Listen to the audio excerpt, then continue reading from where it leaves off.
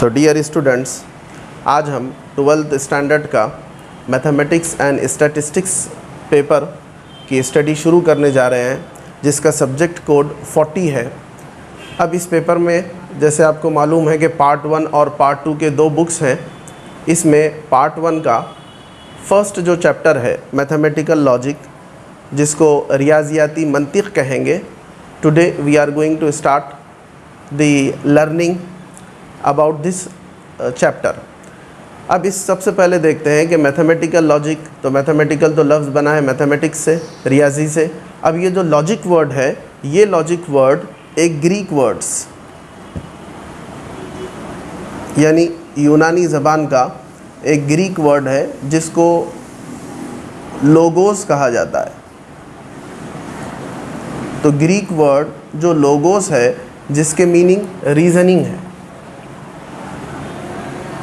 logos which means reason, hence we can state that कि mathematical logic या particularly logic अगर हम बात करें तो logic is a branch of maths which deals with the reasoning। अब इस टॉपिक की अगर हम इनिशियल लेवल में बात करें तो जो एंशियंट ग्रीस एक ग्रेट फिलोसोफर और थिंकर एरिस्टोटल गुजरा, इसने लॉजिक की स्टडी सिस्टमेटिकली स्टार्ट की थी बहुत ज़माने पहले। फिर इसकी डिटेल स्टडी यानी सब्जेक्टिव और बुकिश टाइप में स्टडी 19th सेंचुरी का एक फ़िलासफ़र और इंग्लिश मैथमेटिशियन जॉर्ज बुली, ये मैथमेटिशियन था जिसने इसका डिटेल कंसेप्ट सिस्टमेटिकली बनाया। अब जैसे यहाँ पर हमें रीज़निंग की बात करनी हो, तो अब इसके आगे हम देखते हैं कि रीज़निंग का यूज़ कहाँ पर होगा। इस सब्जेक्ट को समझने के लिए और इस टॉपिक को अच्छे से अंडरस्टैंड करने के लिए सबसे पहले हम थोड़ा सा बेसिक बैकग्राउंड देखते हैं। जैसे हम जानते हैं कि अपनी रोज़मर्रा की ज़िंदगी में अपने एक्सप्रेशन को ज़ाहिर करने के लिए हम यहाँ पर लैंग्वेज का सहारा लेते हैं। जैसे हमें मालूम है कि language is the medium of communication of our thoughts. जो भी अपने ख़यालात होते हैं उनको सामने वाले को ज़ाहिर करने के लिए हम लैंग्वेज की मदद लेते हैं। अब जैसे लैंग्वेज होती है तो हमें मालूम है कि language is made up of sentence, के जो भी ज़बान होगी वो जुमलों से बनी हुई होती है। और जैसे हमने अर्लियर स्टैंडर्ड में स्पेशली इंग्लिश सब्जेक्ट में पढ़ा है कि we are having various types of sentences. हमारे पास अलग अलग टाइप के सेंटेंसेस है। जैसे हमारे पास एक बेसिक सेंटेंस टाइप होता है, that is known as assertive sentence, जिसको हम सादा या बयानिया जुमला भी कहेंगे, जिसको दूसरे लफ्ज़ों में डिक्लेरेटिव सेंटेंस भी कहा जाता। इसी तरह से हम जानते हैं कि we are having interrogative sentences. हमारे रोज़मर्रा की ज़िंदगी में बहुत सारे जुमले ये सवालिया जुमले होते हैं। इसी तरह से हमारे पास और सेंटेंस होता है, जैसे एक्सक्लेमेटरी सेंटेंस, जिसको हम ताजुबिया जुमले कहेंगे। और इसी तरह से हमारे आम ज़िंदगी में इसके अलावा जैसे असर्टिव सेंटेंस हो गया, इंट्रोगेटिव सेंटेंस हो गया, एक्सक्लेमेटरी हो गया, and we are having important type of sentence that is known as imperative sentence, जिसको हम हुक्मिया सेंटेंस कहेंगे। तो अब हमारे पास ये 4 टाइप के सेंटेंसेस हैं। जैसे हमें मालूम है कि इम्परेटिव सेंटेंस में हम किसी के बारे में किसी चीज़ का हुक्म देंगे या किसी चीज़ की दरख्वास्त की जाएगी। एक्सक्लेमेटरी सेंटेंस में हम ताज्जुब का इजहार करेंगे, और इसी तरह से इंट्रोगेटिव सेंटेंस में सवालिया जुमले आ जाएंगे। और जो असर्टिव सेंटेंस होगा, जिसको दूसरे लफ्ज़ों में डिक्लेरेटिव सेंटेंस भी कहेंगे, जिसको सादा या बयानिया जुमला कहा जाएगा, ये सादा या बयानिया जुमले के अंदर हम किसी चीज़ को ज़ाहिर करेंगे, किसी चीज़ के बारे में कोई चीज़ डिक्लेयर करेंगे।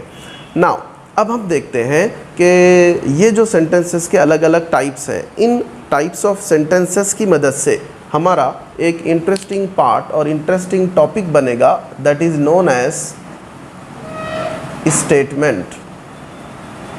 तो ये जो स्टेटमेंट होगा, जिसको हम बयान कहेंगे, ये हमारा मैथमेटिकल लॉजिक का फर्स्ट टॉपिक है। अब हम देखेंगे कि स्टेटमेंट क्या चीज़ होती है। हमने जैसे सेंटेंसेस अलग अलग टाइप के देखे, लेकिन जो स्टेटमेंट होगा वो स्टेटमेंट एक सिंपल असर्टिव और डिक्लेरेटिव सेंटेंस होगा। ए स्टेटमेंट इज़ असर्टिव और declarative sentence which is either true और फॉल्स, यानी वो एक ऐसा जुमला होगा जो या तो सही होगा या गलत होगा, जिसको हम यूँ कहें कि या तो सही होगा या गलत होगा, बट नॉट बोथ साइमल्टेनियसली। लेकिन अहम चीज़ ये है कि ये बैक वक्त एक ही वक्त में सही और गलत दोनों ना हो, बल्कि या तो क्लियर कट सही होगा या गलत होगा। तो अब हम देखते हैं कि स्टेटमेंट जो भी रहेगा वो या तो सही होगा या गलत होगा। ये क्या चीज़ होगी इसको हम आगे देखेंगे। और जो कोई भी स्टेटमेंट होगा, मसलन अगर कहा जाए कि 3 इज़ ऑड नंबर, मसलन अगर हम इस सेंटेंस को देखें तो सबसे पहले हम देखते हैं कि ये जो 3 इज़ ऑड नंबर है, क्या ये इम्परेटिव है? तो जाहिर सी बात है इसमें किसी चीज़ के बारे में हुक्म नहीं लगाया जा रहा, ना दरख्वास्त की जा रही है, hence it is not an imperative sentence. फिर हम देखेंगे कि क्या ये एक्सक्लेमेटरी है, तो जाहिर सी बात है ताज्जुब का इजहार भी इसके अंदर नहीं है, so it is not an exclamatory sentence. फिर हम देखेंगे क्या ये इंट्रोगेटिव है, तो जाहिर सी बात है सवाल भी इसके अंदर नहीं है, तो इंटरगेटिव भी नहीं है।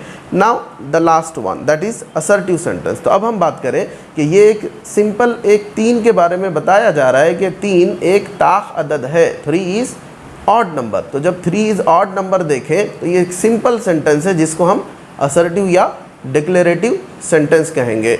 इसलिए ये sentence, now this sentence is known to be statement, या इस सेंटेंस को हम बयान भी कहेंगे।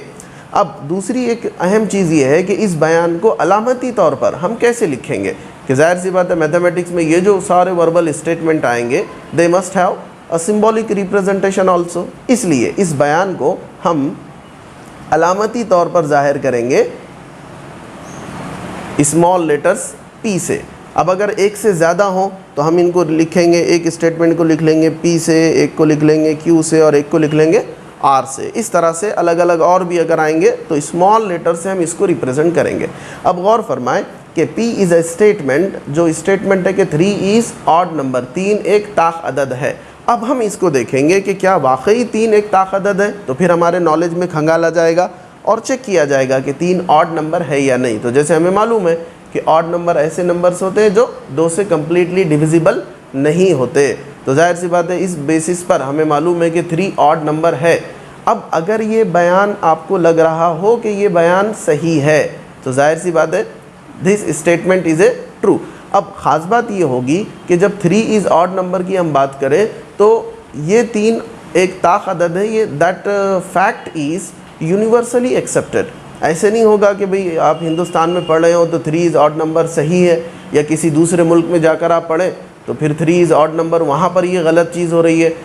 इस या एक मौसम में एक वक्त में 3 इज़ ऑड नंबर है लेकिन दूसरे वक्त में 3 ऑड नंबर नहीं है, ऐसे भी नहीं है।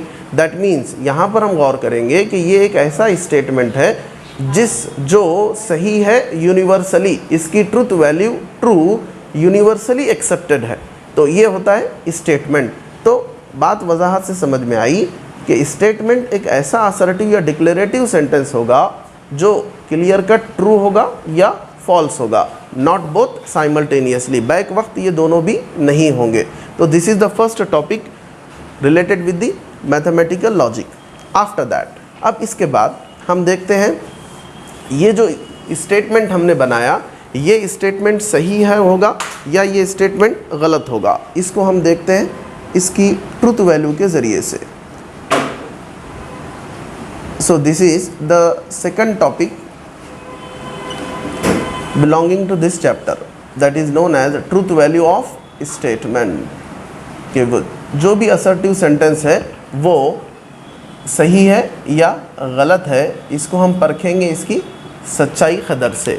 जैसे अब ये P की एग्जांपल हमने ली कि 3 इज़ ऑड नंबर, तो ये स्टेटमेंट सही है, तो इसकी ट्रुथ वैल्यू जो होगी वो ट्रू होगी, जिसको हम शॉर्ट में कैपिटल T या कहीं पर आगे 1 से भी रिप्रेजेंट किया जाएगा। लेकिन अगर कोई स्टेटमेंट गलत होगा, मसलन इसी 3 इज़ ऑड नंबर को हमने यहाँ पर ऑड की जगह इवन ले लिया, अगर हम इस ऑड को इवन नंबर से रिप्लेस करें तो जाहिर सी बात है एक हमारा स्टेटमेंट बना 3 इज़ इवन नंबर, लेकिन हमें मालूम है कि 3 इवन नंबर नहीं है, तो इसकी सच्चाई कदर क्या होगी बच्चों, that is known as false, और इसको रिप्रेजेंट करेंगे F से या 0 से। तो ये जो स्टेटमेंट की स्टेटमेंट का सही होना या स्टेटमेंट का गलत होना, ये कहलाता है ट्रुथ वैल्यू। द ट्रूथनेस और falsity of a statement is known as truth value of a statement. तो स्टेटमेंट एट ए टाइम या तो ट्रू होगा जिसको हम T और 1 से जाहिर करेंगे, या वो फॉल्स होगा, गलत होगा, जिसको हम F या 0 से रिप्रेजेंट करेंगे। So this is the second thing related with the statement. अब इसके बाद ये जो 2 टॉपिक हमने पढ़े हैं, थ्योरेटिकली इसके बहुत सारे एग्जाम्पल्स होंगे और भी बहुत सारी तफसीलात होंगी, वो हम एग्जाम्पल के सेक्शन में देखेंगे। अभी हम मूव करते हैं जो थ्योरेटिकल पार्ट इस चैप्टर से रिलेटेड हैं। चलें, आफ्टर दैट अब हम देखेंगे कि ये जो अलग अलग स्टेटमेंट हैं, अगर इन अलग अलग स्टेटमेंट को हम कंबाइन करें, जैसे इंग्लिश लैंग्वेज में आपने पढ़ा होगा कि we are having various sentences, हमारे पास अलग अलग सेंटेंसेस होते हैं, हम उनको किसी कनेक्टिव्स की मदद से उनको कनेक्ट करते हैं और फॉर्म अ सिंगल स्टेटमेंट। इसी तरह से यहाँ पर हम देखते हैं the next topic is logical connectives. अब हम देखेंगे लॉजिकल कनेक्टिव्स जिनको हुरूफ अत्फ कहा जाएगा। अब ये हुरूफ अत्फ क्या चीज़ है? तो हुरूफ अत्फ यानी अलग अलग ऐसे सेंटेंसेस जिनको कनेक्ट करने के लिए हमें कुछ वर्डिंग की ज़रूरत पड़ती है। इंग्लिश लैंग्वेज में तो आपने बहुत सारी पढ़ी है, यहाँ इनमें से कुछ कनेक्टिव्स को हम मैथमेटिक्स में इस्तेमाल करेंगे। जैसे एंड होगा जो 2 जुमलों को कनेक्ट कर कर एक जुमला बनाएगा। इसी तरह से और होगा जो फिर से 2 जुमलों को एक जुमले में बनाएगा। और इसी तरह से इफ़ देन होगा जिसको हम अगर तब से ज़ाहिर करेंगे। और इसी तरह से इफ़ एंड ओनली इफ़ होगा जिसको शॉर्टकट में IFF से भी लिखा जा सा, जिसको पढ़ेंगे हम इफ़ एंड ओनली इफ़, जिसको अगर और सिर्फ अगर से रिप्रेजेंट करेंगे, या इसकी जगह कभी सिर्फ और सिर्फ भी उर्दू में इस्तेमाल किया जा सकता। और जैसे यहाँ पर एंड एक कनेक्टिव हो गया और एक कनेक्टिव हो गया, इफ़ देन एक कनेक्टिव हो गया, इसी तरह से इफ़ एंड ओनली इफ़ हुआ, एक और कनेक्टिव है जो नॉट की जगह पर इस्तेमाल में आएगा, जिसको हम नहीं से ताबीर करेंगे। तो ये 5 कनेक्टिव्स ऐसे हैं जो एक से ज़ायद स्टेटमेंट को कनेक्ट कर कर एक कंपाउंड स्टेटमेंट फॉर्म करेंगे। अब हम देखते हैं कि ये जो कनेक्टिव्स हमने 5 देखे हैं, इनके सिंबल क्या होंगे और इनका रिप्रेजेंटेशन क्या होगा, ये एक अगले टेबल के ज़रिए से हम देखते हैं।